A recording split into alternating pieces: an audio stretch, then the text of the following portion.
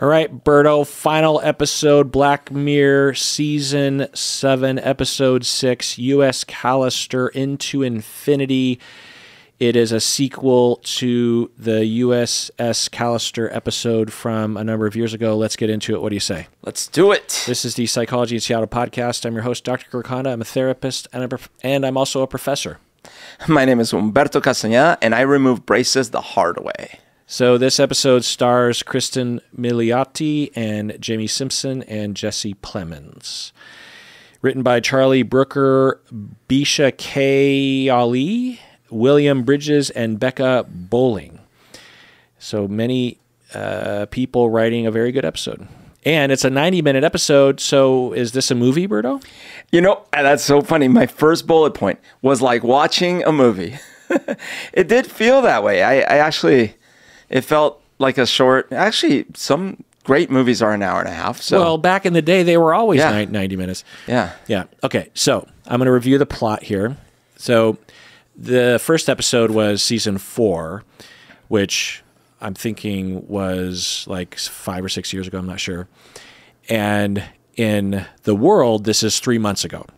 So That's Robert right. Daly died 3 months ago. So Robert Daly, played by Jesse Plemons, I'm going to review the first episode. Sure. He is a brilliant but socially awkward game developer working at a company with his co-founder, played by Jimmy Simpson. I think his name is Walton, last name Walton. And he's from the what's the family called? He's from It's Always Sunny, yeah. The Plimptons, oh my God, the Boyles, McBoyles or something. McPoyle. His character is every month I'll just watch a YouTube mashup of every scene that he's in when he's wearing that iPad. Anyway, Yes. Yeah, he was also. Do you know where he got his start? Kind of was on David Letterman. I did not know that. He was a recurring character, like way back when. Yeah, watch on YouTube. Really? Yeah, he was on Letterman. Oh my God. Repeatedly, and he kind of plays the character from It's Always Sunny. He plays like this kind of jerk face guy. And him and Letterman had a great chemistry. It's pretty funny. Anyway. That's awesome. So Robert Daly, played by Jesse Plemons, is a brilliant but bitter and socially awkward game developer. He creates a secret version of his company's virtual reality game where he controls digital clones of his coworkers. He forces the clones to obey his every command because he feels inferior in his life. So he has a version of Walton who is this inferior person to him. And he's extremely passive-aggressive in his real day-to-day life. He never speaks up for himself. He lets everyone walk over him, but that he creates this reality to walk over everyone. Right. Also, remember that when we reviewed this one the first time, I think we were both pretty annoyed that all he needed was DNA to clone all their mental. Well, I don't remember that, but we should have been. Because that's a pretty stupid... I mean, there's no possible way. No. I wish... Because I think we even said this. I wish... One line could have cured my... Because it could have been like... They're already employees. We have all this rich database about them and stuff. So it joins all of that, plus all their interactions, all their chats, everything. All you really need is him having, maybe being a hacker, he could get into their accounts. And it's secretly, the company's secretly filming them, so it's got all this footage and their DNA. Well, you don't need, why would you need their DNA? To make the perfect physical replica. You wouldn't need that at all. You wouldn't need that. Why would you? You're right. You could read 3D graphics. The DNA wouldn't help at all, honestly. Anyway, going on. The digital crew in this first episode from a few years ago eventually rebels against Daly, and they escape his control. They escape into the internet to play with real people, right? Because they're in a trapped little mini universe of his. This leaves Daly trapped in his own game, in his virtual reality. Presumably, he dies because of lack of water and food, and so the bad guy gets his just dessert. And the good clones, these are clones, digital clones, fly off into the server and they're going, the idea is they're boldly going where no clone has gone before, and they're going to have all these adventures. And we didn't know we would get a sequel, but we got a sequel. Okay, so in this episode, the sequel, the crew, fast forward 4 months, they are desperately trying to survive in the server with all the humans that are playing this game. Yeah, because it turns out they need credits to run the ship. They can't get anywhere without credits, and they need to go try to steal the credits from players. And does that conceit make sense? Yeah, I mean, like it makes sense that in the mechanics of the game, you can't power your ship without earning credits. Okay. So in order to get credits, they have to rob people of their in-game credits, and because they're clones, they don't have usernames. And so when the users hover over them, they don't see a username, so they think that these are humans that are cheating to steal other people's credits. And another detail we learn is that if they die in the game, they're dead for good. They don't respawn. Right, which I don't know how they didn't really explain that one, right? Well, they're not registered users, so... Oh, right. Okay, so that could be fair. The system wouldn't know how to respawn them. Yeah. Yeah.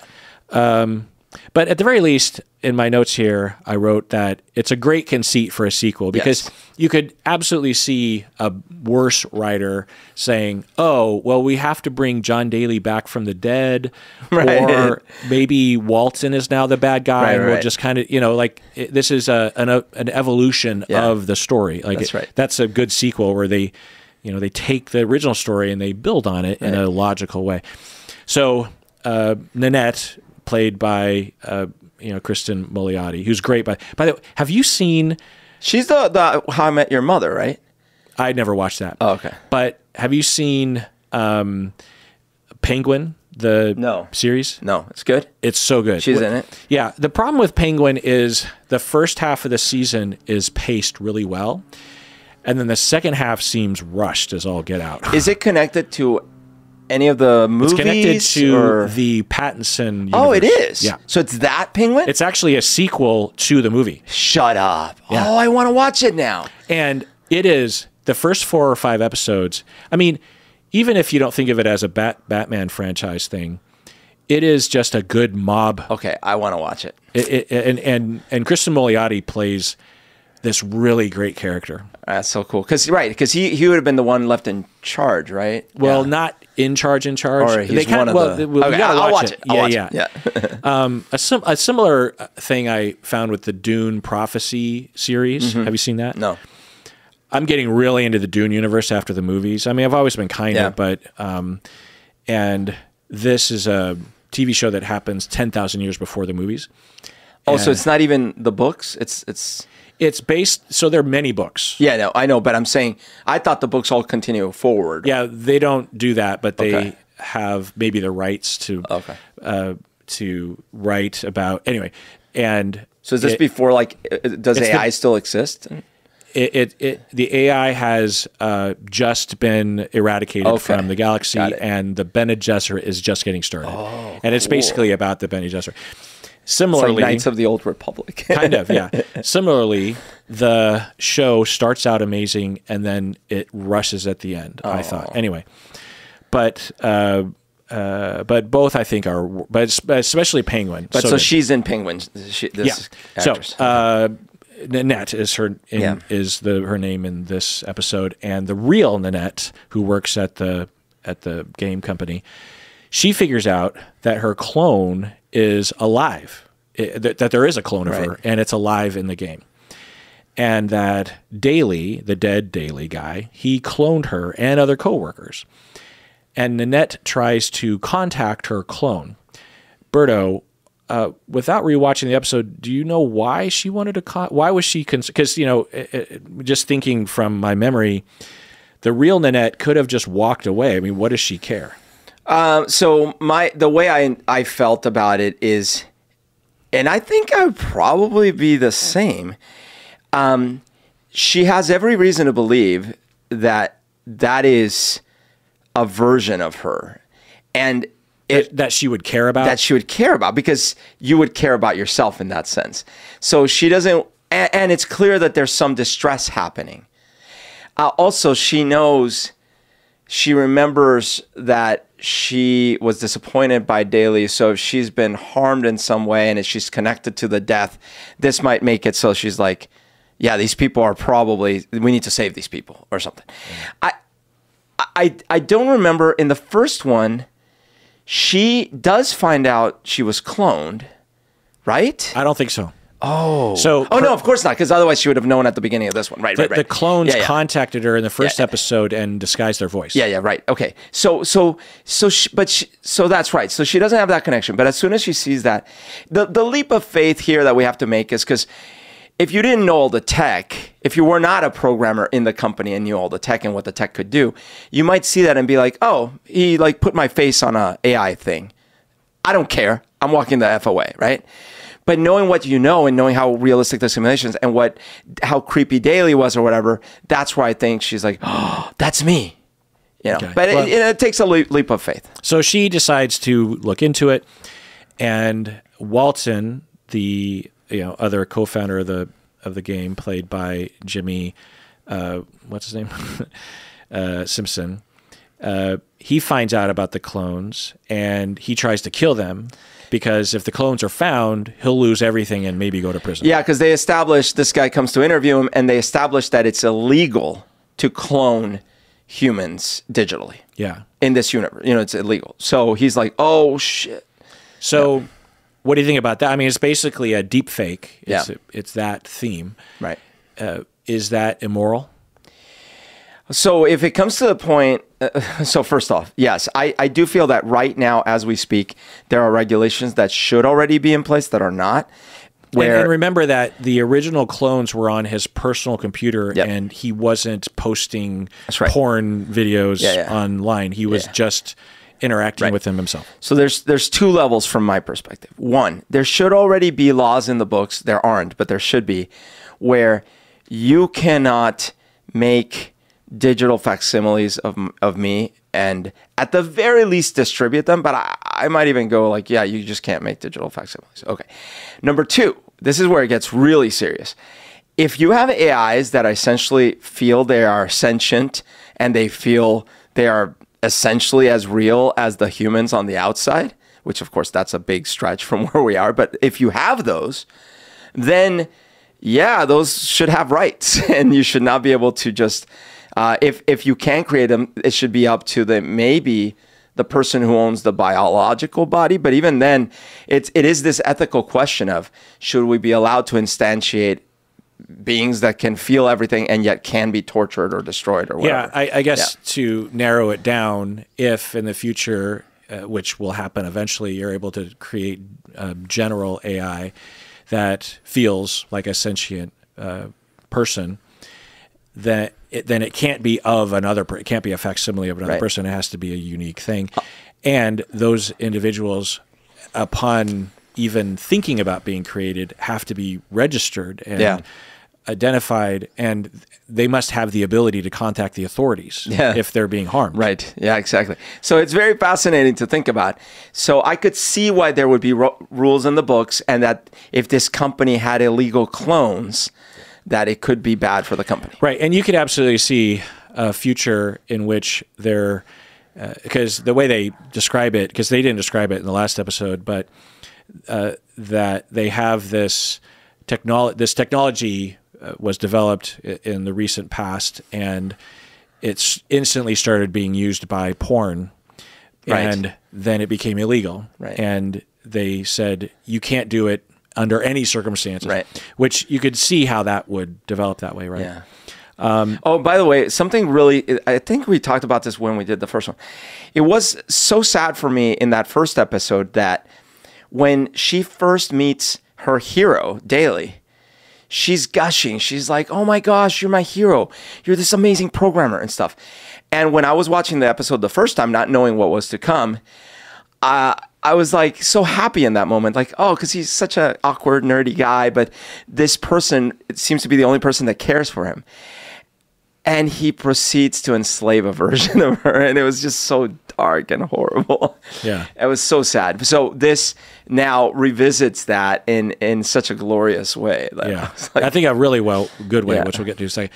So Nanette, the real Nanette and the real Walton, get into a fight about this. This is later on in the episode.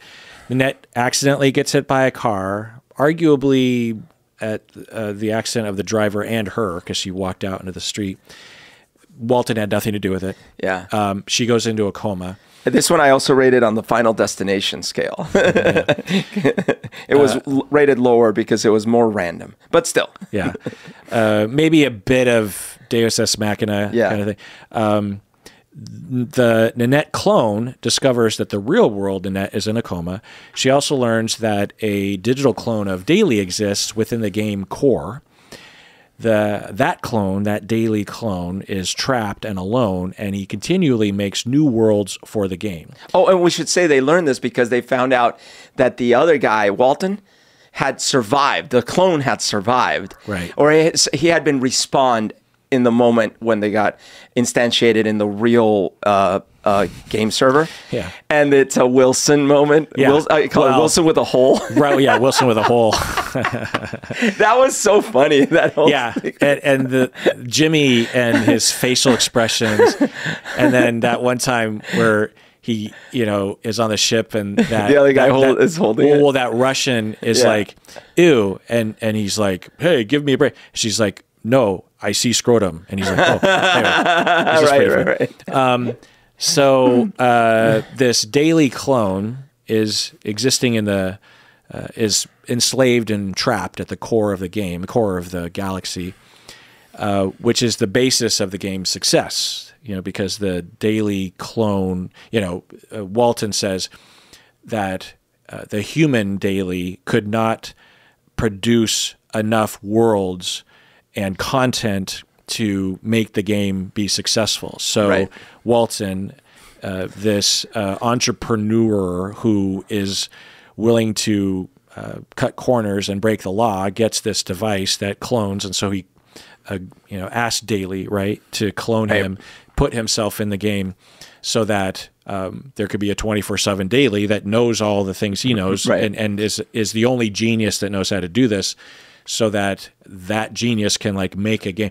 Does this tech make sense in world, Berto? No, I mean, obviously it's one of those so there's something called the Goldbach's incompleteness. Gödel's incompleteness theorem. You couldn't. I just don't think you would have the complexity necessary to fully simulate a thing that could fully simulate a thing. So. No, I don't think you could have at the center of the simulation a simulation that can simulate the simulation. But if we hand wave say that you can, through whatever means, DNA or otherwise, closely represent someone's personality. No, to some extent you could definitely. I mean, you could do this today, right? You could create a simulation of a person that is a coder in a little game environment, and that coder is creating a bigger world outside of itself. I'm only questioning the complexity level of this thing. It's like infinite procedural generation, blah, blah, blah, blah. It was because he's sitting there generating the whole universe. Actually, now that I think about it, I'll take it back. To some extent, they actually made it more feasible in the way they showed how he does it. Because if you remember, he was building a planet, and that was actually how, how a normal 3D designer with such a holographic implement would do it. And that does mean that he wasn't creating all of it at once or something. It was taking processing time. So yeah, maybe. But the funny part about it is, I don't know if that would be any faster or cheaper than hiring some people to do it. Well, the way that I interpreted it, which I think is viable given my limited knowledge, because the game is kind of like No Man's Sky, right? Yeah. Where there is a seemingly infinite number of worlds with all this variety and stuff that is continually laying the tracks out before the train so that the users can never reach the edge of the universe. That's right. And the way that No Man's Sky and other kind of games like this are designed is there's a number of knobs and variables of planet, temperature and size and climate and plant life and even individual organisms living in plant wise, walking around, and plants have apparently different dials that, there's some algorithm that will randomly produce a fixed planet that will manifest itself when the user arrives at that point in the galaxy, or it's pre-generated with the expectation that eventually it'll get placed there. And then once it's there, it's fixed. You can leave and come back in a few years, and the planet will presumably still be the same. Right. And so that has its limitations because there's only so many knobs that you can preset that the AI through the algorithm can turn, Right. Plus, you would imagine sometimes the knobs get turned in a way that make it kind of nonsensical or not very pleasing, or there'll be certain repetitions in the planets and in the organisms. Whereas if you have a very creative mind, a genius, because that's the way Daly is being held up as, right? He's not just a coder; he's like some kind of genius. And the Walton character is, it's the Steve Jobs Wozniak kind of That's thing. That's right. And it kind of makes sense that if you could hand wave create an actual version of the personality with all the quirks and the geniusness that can, in computer rapid pace, actually create the planets, and not only the planets, but like the way the game feels, the adventures that people go on, But it was real time, right? Well, meaning like, unlike what was the other episode? Oh yeah, like in the movie Hotel Reverie, right. The simulation was going way faster than reality. Right, or in White Christmas.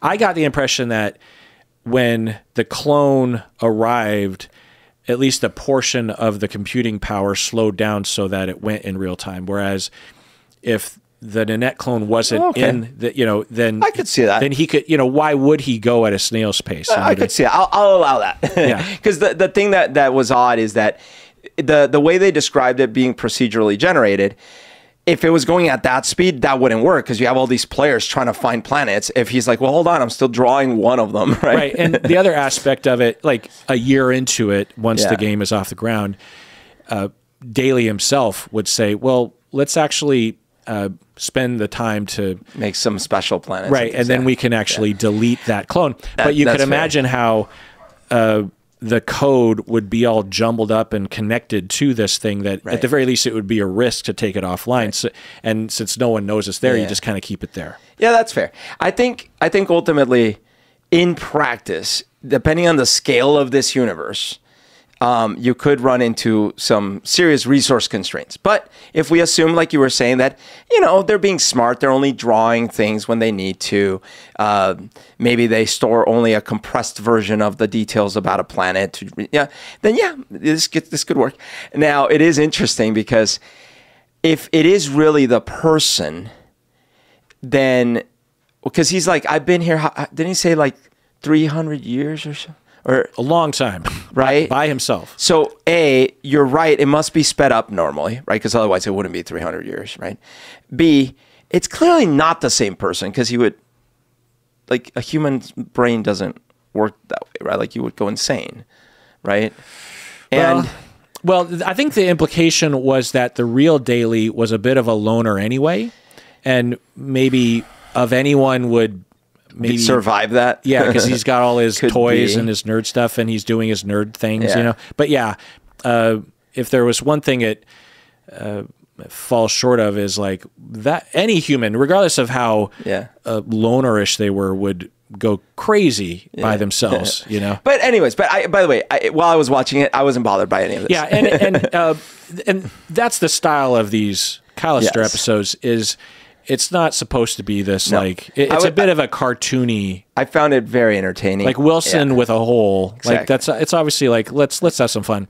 Yeah. And I think that's the way Black Mirror. In the first episode, it's like, oh my god, we're just kind of having fun with a Black Mirror episode. Yeah. Anyway, so the Nanette clone goes to the Daly clone in the center, which is another great conceit for the show because so many of the sci-fi Star Trek-y stuff will involve going to the center of the find the and you have to interact center of the galaxy. Yeah, I mean, Shatner literally wrote Star Trek V, which was exactly that: going to the center and finding God. It's a terrible episode. Is that the Undiscovered Country? No, that was the no, that's 4. Right? Yeah. This one, I can't remember the name of it. It's terrible. Five is an awful movie. Anyway, then Nanette clone goes to the center of the universe to talk with the Daily clone. And again, heartbreak again. What? Because you're thinking, oh, this is the nice Daily. Right. You know, when you first meet him, she gets there, and he feels like this Zen Daily. You know, I'm like, I'm here creating. I'm the creator. It's cool. Right. I'm not going to harm anyone. I'm just nice. And you feel like, and then when he's like, well, you could choose this or that. And he's just like, oh, well, I'll choose this. She does the right moral choice because he gives her the choice. You can save yourself or your crew. And of course, she chooses to save the crew. And he's like, you don't have to, you can do both. You're like, oh, this is so nice, so wonderful. And then it gets dark. Right. And it's laid out really well in terms of the writing because at this point, we're like, well, this is the nice Daily. Yeah.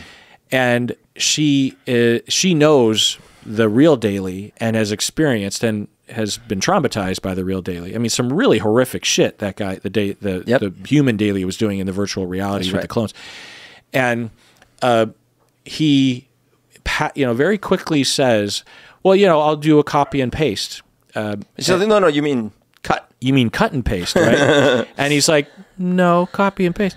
And again, because she works in computers, she hears that, right? She's like, oh, that's different. There's why are you keeping a copy? And it's beautifully written because non-coders like myself, all of us know what cut and paste and copy and paste is, So it's this instant, right? But it also works in world, and so she's like, "Wait, copy and paste." And that if you're just casually listening to the dialogue, you just move on. Right, that's what I did. The character doesn't say it. Well, when she said it, when she paused, I'm like, "Oh, yeah, I guess he did say copy." Yeah, I wonder. But he's just saying that, right? I mean, and then he admits he's going to keep a copy of Nanette with him. And it's funny because initially, you could see it from his perspective. Absolutely. What? I'm a copy. I'm here by myself. Like, well, not only that, but he's been alone for 300 years. Exactly. So he's like, yeah, I'm going to keep a copy. What do you care? You get to go free. And he's a nice Daily. Yeah. But she knows and suspects that with that power, the way it's written is so great too, because she says, you don't do well. I know you're nice. She basically says, I know you're nice. She gives all the benefit of the doubt. But with power, you don't do well with that. Yeah. And then as she starts to protest and resist, he immediately goes. He does the thing. Yeah. But it's also kind of provoked. I think she picks something up to hit him over the head or something, and then he pushes her. Anyway, it all kind of makes sense. He doesn't become Darth Vader overnight, I do. And it's impulsive. Like he closes her mouth. He doesn't close her nose, but he closes her mouth. And he's kind of like, what did I just do? Like, you get this sense of, wow, I guess, because, imagine, especially if you're socially awkward and a little bit desperate, say you're 16 and you're in your first relationship and you're in a fight about something and impulsively you could do something like that where it's just like, let me talk, And you could imagine someone who is good, who isn't a bad person, doing a bad thing like that. That's right. Yeah. Yeah, and it's, again, heartbreaking, even more so this time, because it's like she knows. And now this one isn't even a human Daily. This is an all-powerful God Daily in this reality. So it devolves so quickly, and it goes from... And then she kills him. Yeah. And then she finds the program that he had already made because he was going to do that for her. And she enters her body, and... the crew is safe, but then she finds out, oh, the crew is in my head. And the game has been wiped, and Walton is washed up, maybe even going to jail. We don't even know. But Walton is like, oh my God, just dessert for him. And now we have a trilogy with the next episode being a Herman's Head episode. Let's take a break. When we get back, I'm going to read a review. Let's do it.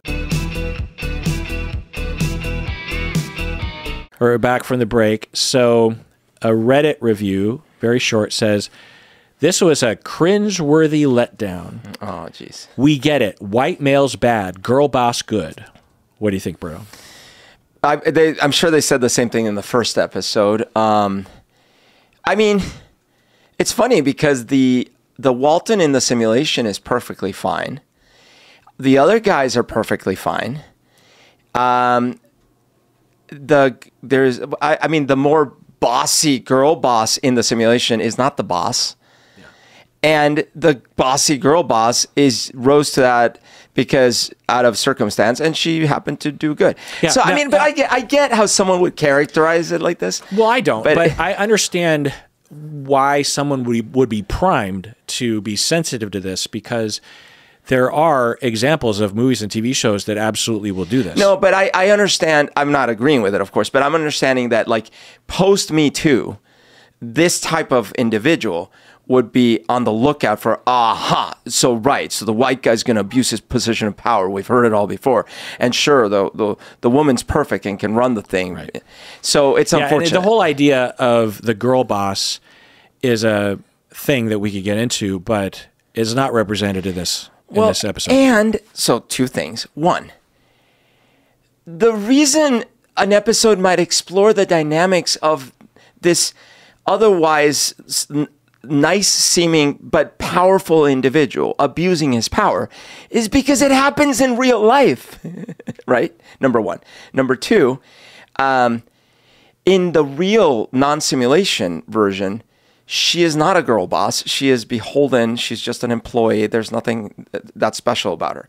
So it's like, what are we talking about? Yeah. I mean, the way to umbrella characterize the kinds of accusations that we've heard from critics of this season is what I would just frame as bad writing that just gets manifested in various different ways, whether it's the girl boss thing or the white male's bad thing. There are some limited examples of that kind of thing, and sometimes it's fine, and sometimes it's just like, oh. But you and I don't like those, you know. What? You and I actually don't like those movies and those things that end up, right. Like the Lord of the Rings TV show has, some people will criticize that for having that.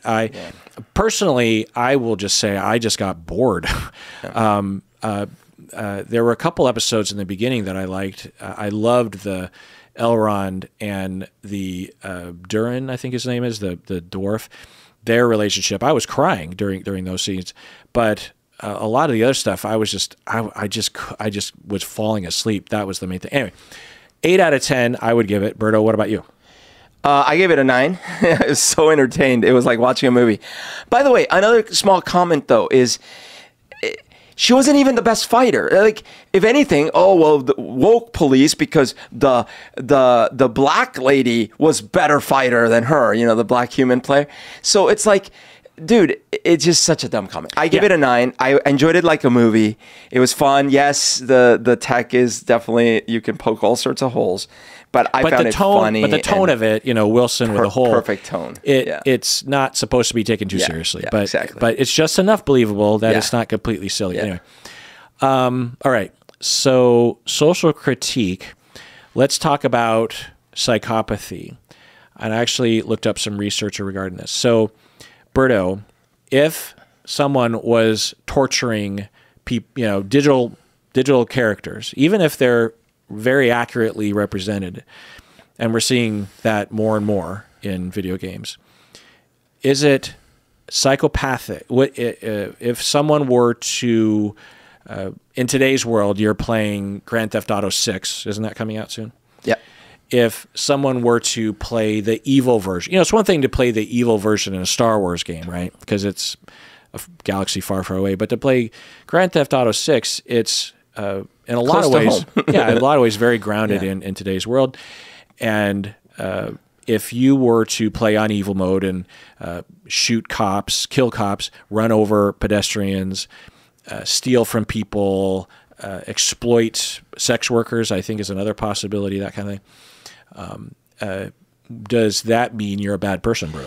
Well, it's funny you bring up Star Wars, because as much chaos and mayhem and destruction as I've caused in Grand Theft Auto games, I never once felt anywhere close as bad as when I did the dark side in the Knights of the Old Republic. Because anyone who's played that game and gone dark, there are moments in that storyline where you fully betray friends you've really established in that plot. And I did not feel good. It felt like, hey, I know it's just a game. It's just a simulation. I did not feel good. So what I'm going to say is that there's maybe several levels to this. On the one hand, especially GTA 6, which is going to be even more photorealistic and all these things, there is a certain amount of immersion there when you're running over something that looks really like a human and they're going, you ran me over, whatever. But ironically, there's no emotional connection to those characters. So and then the more cops you shoot and the more digital avatars you run over, you're like, oh yeah, this is just a playground. Whereas you could imagine a similar game, or similar in fidelity, but that where you've actually imagined that GTA 6, and I don't know, maybe they have this. Imagine that it lets you develop these friendships in the game, but it also lets you betray them and murder them viciously. That I think might be even more disturbing. But so back to your original question, does it mean you're a psychopath if you enjoy playing around in these playgrounds? Definitely not. By definition, there are not a billion psychopaths, because there's been probably a billion people who have played Grand Theft Auto games, and they can't all be psychopaths. That said, could there be psychopaths that enjoy when they're playing being psychopathic in the game? Sure, probably. Okay, so let's explore it. That's good. Yeah. There's a number of different ways of looking at it. One is to run experiments on people having played a violent video game and then observe them afterwards or ask them questions. And so there have been numerous experiments and research studies showing that playing violent video games can temporarily increase aggressive thoughts or behaviors in the lab, but not necessarily in real life. So it appears that for some people, when they play a violent video game, killing, running people over, that they might be a little bit more aggressive for a temporary amount of time afterwards. So they've demonstrated that.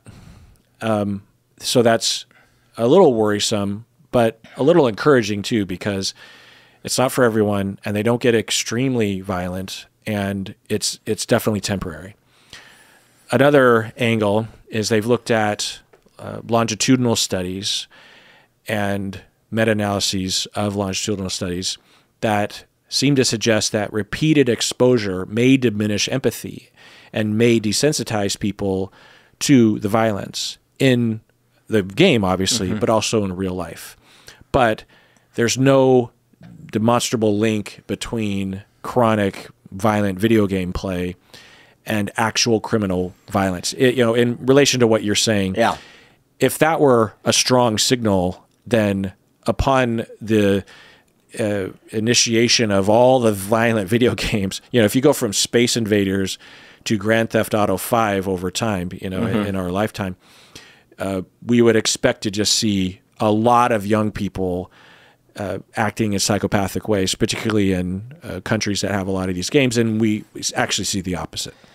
It's also weird for me because when I saw the episode with the little thronglets, that to me feels more wrong, to see the rock drop and the little thronglet splatters and they're all freaking out and stuff. For some reason, that I don't know if I could do that game. Like, I don't know if I could drop the rock on the little thronglets. But in the GTA universe, because of the premise is like you are this bad guy running people over and chasing the cops or whatever. Like, I mean, don't get me wrong, I don't obsess over it, but I didn't have a problem being bad. It's very odd, right? Because one of them is not photorealistic, but a lot more human depictions. The other one is these little cartoony, definitely not real creatures. Yeah, I'll just speak from my own experience. I am perhaps even more averse to playing evil characters in video games than you are. And it sounds like it's not easy for you, or you don't choose to do that. And so there's that. Also, of our generation, I think we're less likely to have gotten so bored with a game that we're like, okay, I'm going to play on evil now. So there's that. But also, even just for myself, when I have at times decided, I think if I'm going to have fun in this game, I have to quote unquote go evil. Yeah. And I will, there's just a choice that you make. Yeah. That I will now treat these NPCs as not really, like when you have to detach, right? Yeah. So if I'm playing a game like GTA 5 or something, and the way that I like to play, I like to act like I'm me. Yeah. Because it feels I see. more Okay. grounded. Okay. It's kind of like with my D&D characters, I tend to play me. Interesting. Okay. It's like I just could because see that. because it's more like some people love to play in D&D, they love to play someone that's very different from them. And sometimes I do that, but typically I just want to be me. And Sure. so I'm going to play some kind of version of me, whether it's I'm me but I'm a mob boss, or Yeah. I'm me You and I'm stretch a wizard, it. or I'm me and I'm a priest or something. Okay. And so when I'm playing these games, that's the way I'm going to play it.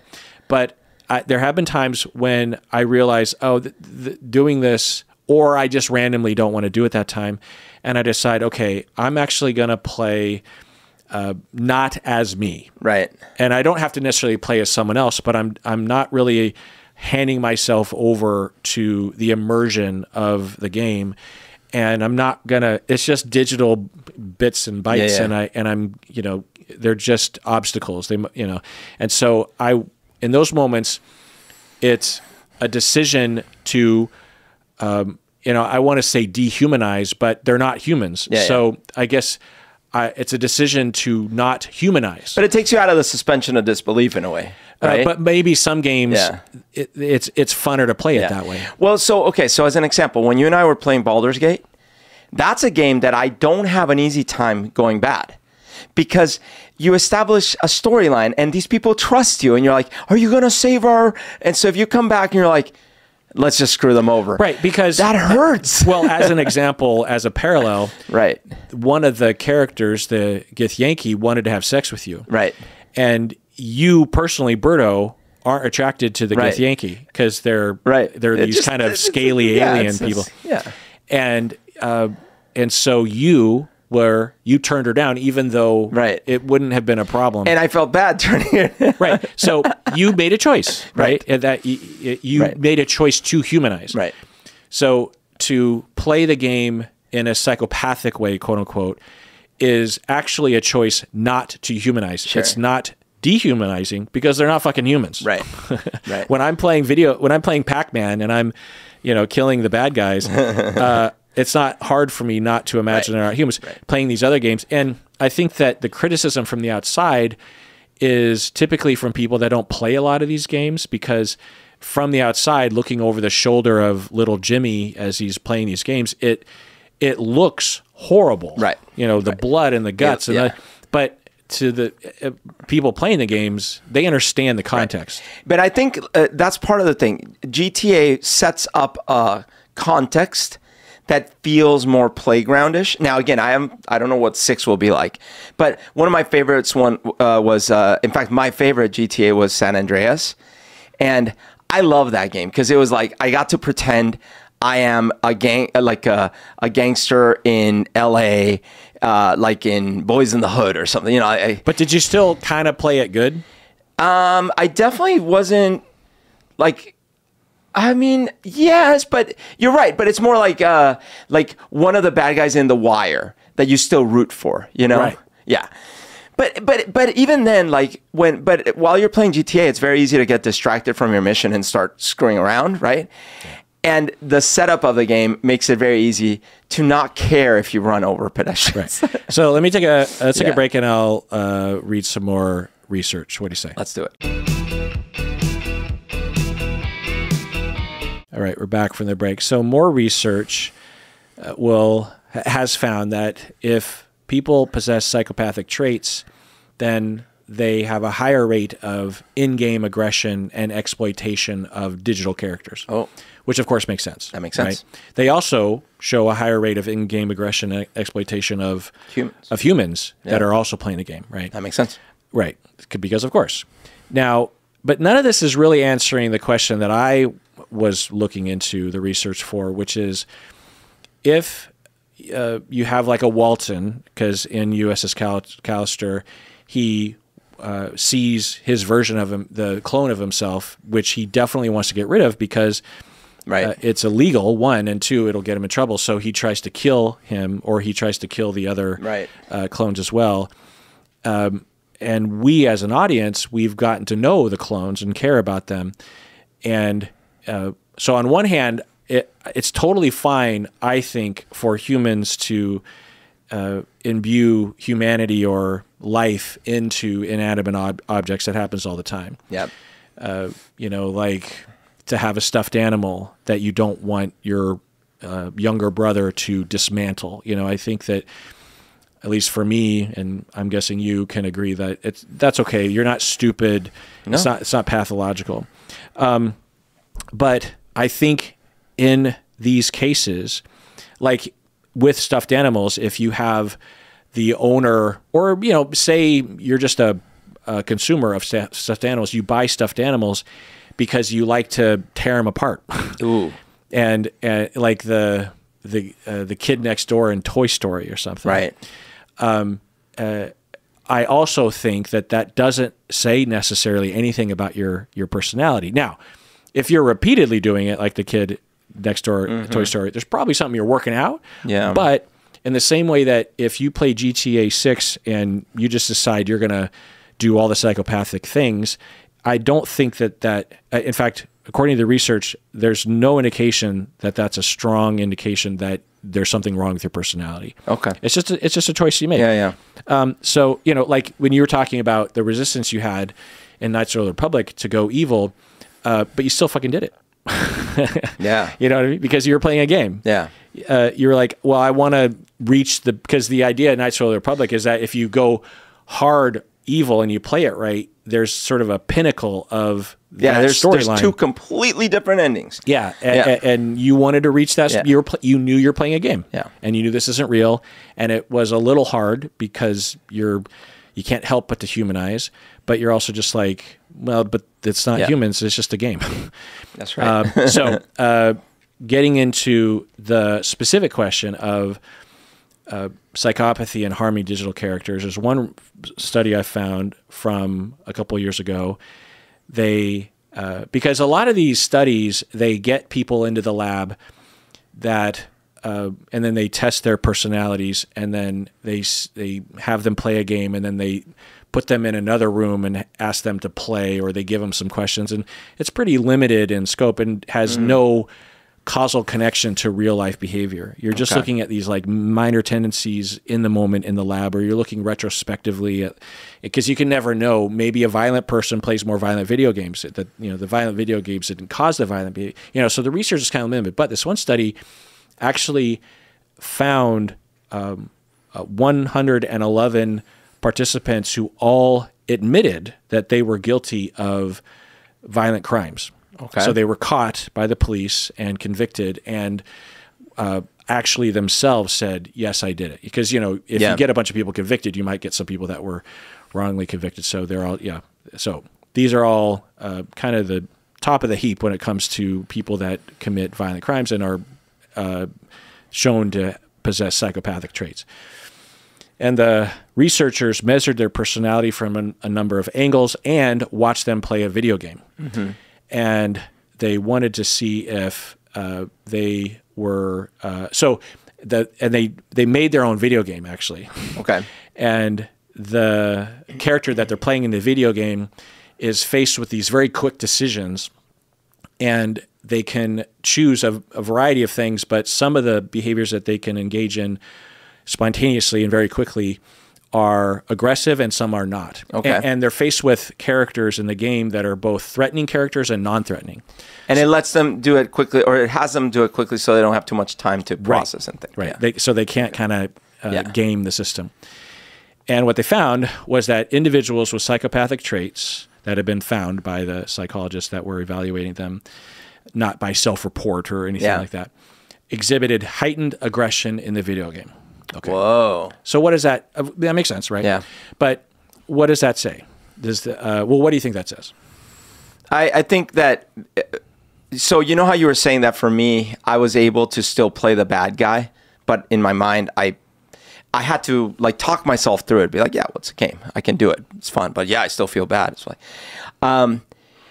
these individuals might not have that self-talk in general. You know, it might be like they might operate more aggressively. Their baseline might be more aggressive, less empathetic or whatever. So like, that is what's going to come out statistically more often than not. Whereas if you present me or you with the same thing, we might default more to the like, even though it's a video game, right? And I like the way you're wording this, because it's like, generally speaking, might default in this direction. Yeah. But if you or I were to, in the lab, maybe we don't know what we're being studied about, and even though we're not psychopathic, and we might just decide, because the game is laid out in a way that just makes it more fun, or makes it fun to be psychopathic in the game, it's not a strongly associated personality trait that we're psychopathic, is the point. But there's that tendency. And you could have someone that absolutely lacks empathy, but for whatever reason just wants to play a game in a way that is not psychopathic. You know, these are games. Yeah. Now, one of the things that they're also finding, and I don't have the studies in front of me, but I have read research that if you play a video game repeatedly, and I know you've experienced this, I'm just guessing you have because I have, that once you put the video game down, like if I'm playing a racing game and it's in the car, and then I play it obsessively. There was this one game in the beginning of Xbox One that I played. It was actually a game made by Microsoft, I think. But I played it a lot. I loved it. Gotham? Yeah. Exactly. And it was one of the first Xbox games released, and it just happened to be one of the good ones, you know. And I don't think I've ever played another racing game and liked it as much as I liked that game. Anyway. And the resolution wasn't great, and I was playing on a tiny 13-inch CRT TV, but it was enough immersion that once I got in my own car, I felt a little funny. You know, I had an impulse to, you know, put the pedal to the metal. Sure. But I didn't. It was just a little disorienting. It's sort of like when you get off a boat and you're standing on the dock and it feels like you're still moving back and forth. It had that kind of feel to it. Yeah. And I played that game a lot. We're seeing more and more of that, you know, VR and stuff. But I mean, I had that experience after watching Return of the Jedi and getting on my bike, let alone, you know. But the number of times in which there's a pathology or a bad outcome because of this is either non-existent or extremely rare. We have the ability to discern. And if someone doesn't, they probably have other deficits that are causing problems in other areas. I mean, I guess what no one studied, because it just hasn't happened yet, but is like, okay, if I put you in a virtual reality full thing for 3 years doing bad stuff, what happens? You know? I'm going to take a guess and say that there would be a greater effect, but it's quite possible that you would not, you know, because our conscious mind is a pretty powerful thing. We have that ability to discern often. Anyway, I'm speaking out of my ass to some extent. But there's this one study I came across that I thought was kind of funny. It's about World of Warcraft, and they found that players who were more psychopathic, they engaged in, well, you've played World of Warcraft, right? So what do you think they found were behavioral differences in game for psychopathic players? Let's see. Well, probably like trying to break norms, like in-game norms, like maybe try to, you know, there were things like spawn points, and you could try to get in before others, or try to, you know, get the loot before others could. Because like, that's very good. So they specifically in the study found that psychopathic people did corpse camping. Have you heard of that? Because I hadn't heard of that. But apparently it's where you wait. So you kill someone and then you wait where they spawn and kill them. And kill them again. Just keep killing. So psychopathic people were more likely to do that. But non-psychopathic people did that too, just for fun, right? Another thing that they found was they were more into player PvP combat, which I completely understand, because as a non-psychopathic person, I hate PvP. Yeah. I like co-op games. Right. Like, you know, Age of Empires, that kind of thing. I hate even Age of Empires. I don't like playing against humans. Right. Even if, you know, because if I beat them, I don't feel particularly good. And losing to them doesn't feel good. Doesn't feel good. Yeah. I totally relate. Yeah. So yeah, other themes from the Callister episode is that this idea that power corrupts. Yeah. You know, you give Daly, or maybe anyone with that much power, the dark side of your personality is going to manifest at some point. And so they don't really explicitly ask that question, but they seem to be kind of suggesting that, because they're saying Daly was a good guy. Right. But you give him total power and you torture him by isolated slavery for 300 years, then, you know, anyway. Because in the real world, Daly was also being harmed by Walton because Walton was marginalizing him. Yeah, anyway. It also raises the idea of digital clones, if they have rights. We've already been over that. It also touches on the deep fake thing and the for porn thing, which is a whole problem. And it also touches on how charismatic marketers take credit for everything, like Steve Jobs. Right. Anyway, final word on USS Callister Part 2, Berto. Well, I talked about in some other episode. Oh, yeah, the Thronglets. In 2008, I wanted to make, or I did make, but I never finished it, a simulation.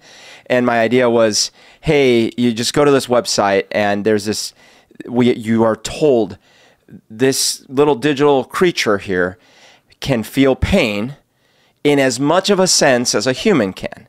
What does that mean? Well, a human, when they feel pain, a signal goes off in their brain and their consciousness becomes aware of that they need to move their hand, right? But it's just a signal, right? If you could simulate the same signal, whether their hand was being hurt or not. If you send the same electrical signals in their brain, they'll feel the pain whether their hand is being hurt or not. Similarly, this little digital creature is going to, quote, feel pain because its system is going to tell it, you're under pain, you need to, quote, move your hand. And this button is going to let you have them feel pain. You know, I wanted to do it. I didn't do it. But the idea was to test this notion of, you know, how do we, like this thing we've been talking about, how do we feel about torturing or hurting digital beings?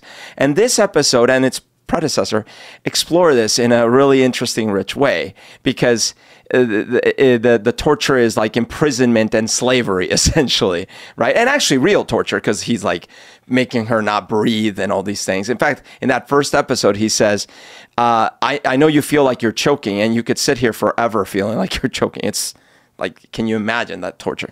So it plays with that. He had put that one woman in that monstrous... Oh, right, turns her into a monster. Yeah. Yeah. So, okay. So it plays with that. And then it also plays with this notion of, like, the complexities of, are you predestined to become evil or not?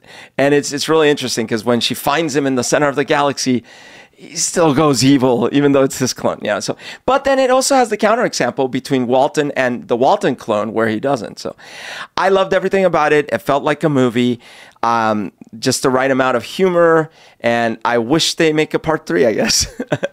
Yeah, and they might even be saying, I don't know if this is on purpose, but the Walton clone is a good guy. So maybe they're saying another thing about power, about the like a Jeff Bezos kind of guy. Yeah. Would he have been a good guy to hang out with if he didn't have billions upon billions of dollars? There is a difference between him and, well, I guess they both get corrupted by the power. Right. Yeah. Would Elon have been, because there's some evidence that in his 20s, he was, a likable, regular guy.